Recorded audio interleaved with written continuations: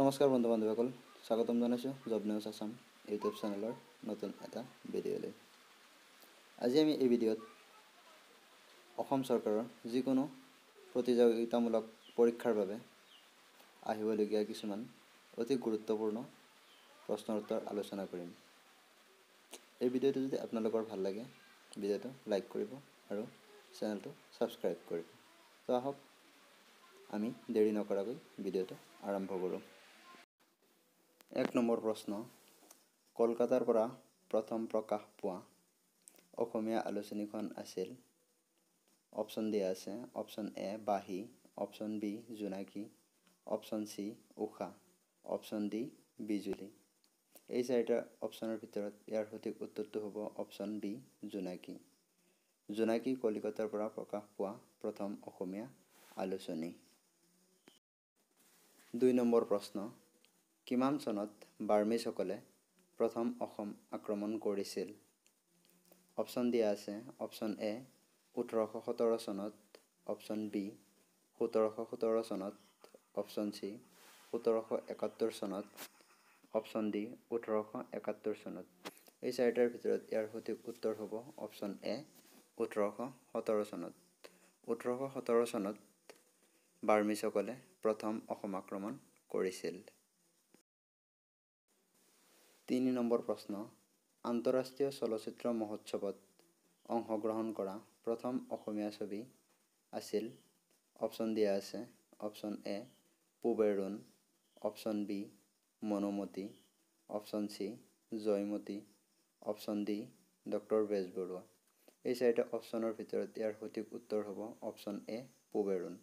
পূবেৰুণ আন্তঃৰাষ্ট্ৰীয় চলচ্চিত্ৰ মহোৎসৱত অংশগ্ৰহণ কৰা প্ৰথম অসমীয়া ছবি। 4 নম্বৰ প্ৰশ্ন, বৰ্মন ৰাজবংশৰ কোনজন ৰজা সমুদ্ৰগুপ্তৰ সমসাময়িক আছিল? অপশ্যন দিয়া আছে। Option A Mahendra Barman, option B Bhaskar Barman, option C Bala Barman, option D Pushya Barman. এই চাৰিটাৰ ভিতৰত ইয়াৰ সঠিক উত্তৰ হ'ব option D Pushya Barman.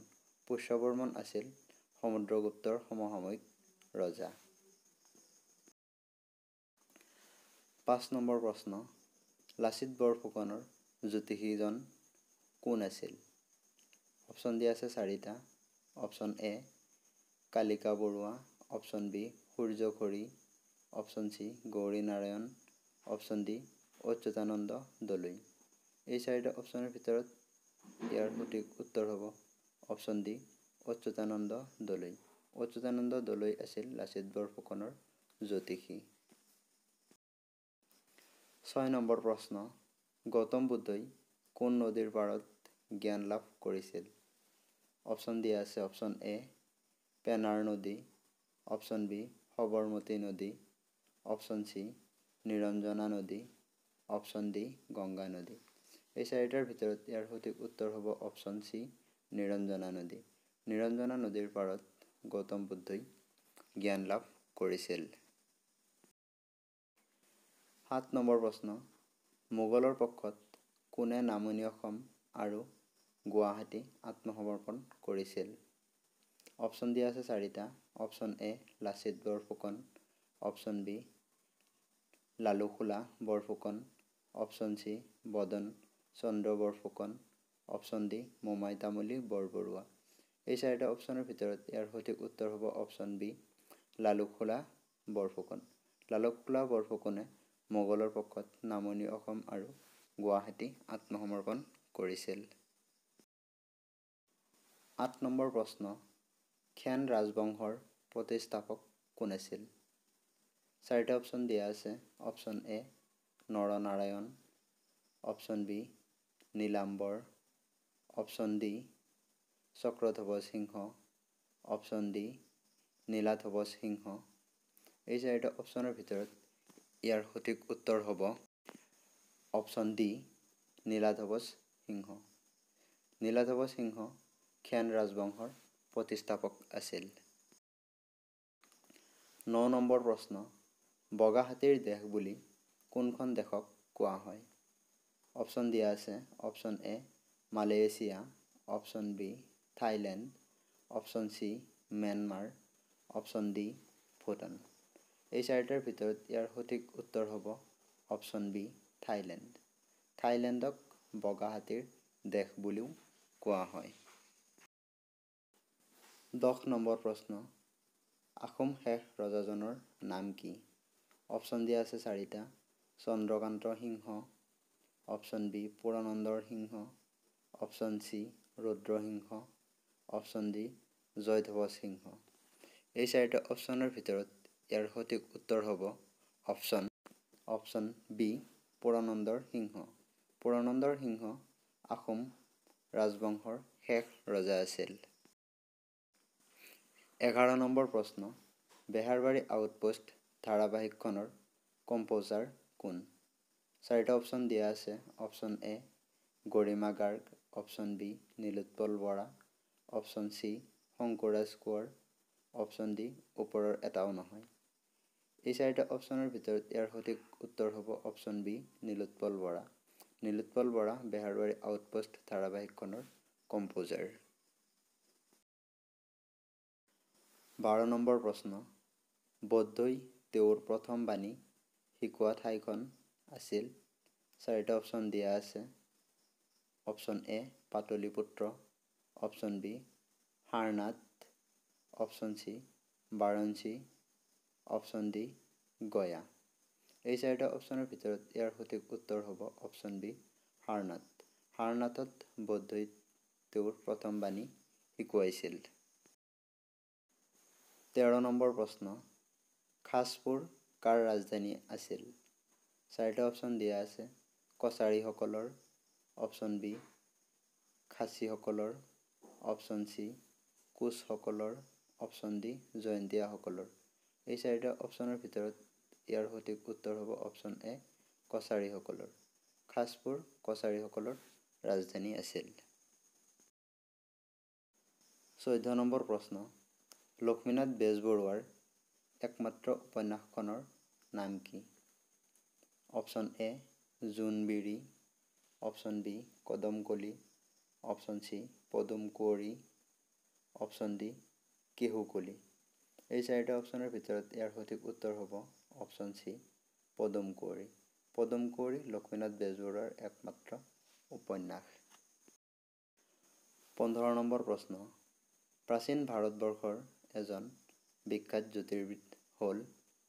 Option A Charaka, option B Brihaspati, option C Aryabhata, option D Manu. এই 4টা অপশ্যনৰ ভিতৰত ইয়াৰ সঠিক উত্তৰ হ'ব অপশ্যন চি আৰ্যভট্ট। আৰ্যভট্ট প্ৰাচীন ভাৰতবৰ্ষৰ এজন বিখ্যাত জ্যোতিৰ্বিদ আছিল।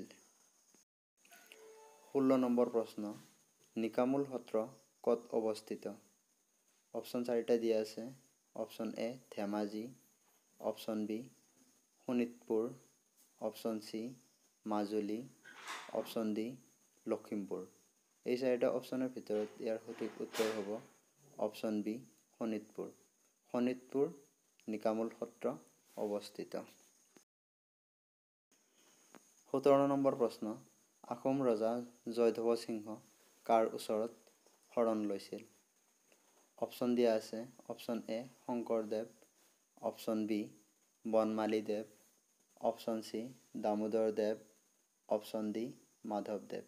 এই 4টা অপশ্যনৰ ভিতৰত ইয়াৰ সঠিক উত্তৰ হ'ব অপশ্যন বি বনমালীদেৱ। আহোম ৰজা জয়ধ্বজ সিংহ বনমালীদেৱৰ ওচৰত শৰণ লৈছিল। 18 নম্বৰ প্ৰশ্ন, শংকৰদেৱে প্ৰথম চিহ্নযাত্ৰা ভাওনা ক'ত অনুষ্ঠিত কৰিছিল? অপশ্যন দিয়া আছে। Option A Bardowa Satra, option B Patbausi Satra, option C Madhupur Satra, option D Garhmur Satra.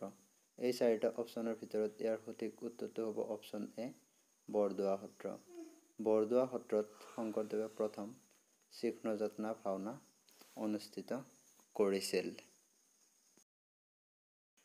19 number প্ৰশ্ন, বৰপেটাৰ সুন্দৰীদিয়া সত্ৰ কোনে প্ৰতিষ্ঠা কৰিছিল? অপশ্যন দিয়া আছে। Option A Sankardev, option B Padma Ata, option C মাধৱদেৱ, অপশ্যন ডি বদুলা আটা। এই চাৰিটা অপশ্যনৰ ভিতৰত ইয়াৰ সঠিক উত্তৰ হ'ব অপশ্যন চি মাধৱদেৱ। বৰপেটা সুন্দৰীয়া সত্ৰ মাধৱদেৱে প্ৰতিষ্ঠা কৰিছিল। 20 নম্বৰ প্ৰশ্ন, নিম্নলিখিত কোনখন সত্ৰ পশ্চিমবংগৰ কোচবিহাৰত অৱস্থিত? প্ৰথম option A Sundaridiya, option B Satrasal, option C Kuruabahi, option D Madhupur. এই চাৰিটা অপশ্যনৰ ভিতৰত ইয়াৰ সঠিক উত্তৰ হ'ব অপশ্যন ডি মধুপুৰ। মধুপুৰ পশ্চিমবংগৰ কোচবিহাৰত অৱস্থিত এখন সত্ৰ। এইকেইটা আছিল আজিৰ প্ৰশ্ন। যদি ভিডিঅ'টো ভাল লাগিছে ভিডিঅ'টোত এটা লাইক কৰিব আৰু এনেকুৱা ধৰণৰ নতুন নতুন ভিডিঅ' পাবলৈ চেনেলটো ছাবস্ক্ৰাইব কৰিব। আৰু যদি কিবা ভুল হৈছে এই ভিডিঅ'ত কমেণ্ট কৰি শুধৰাই দিব। ভিডিঅ'টো শেষলৈ চোৱাৰ বাবে ধন্যবাদ।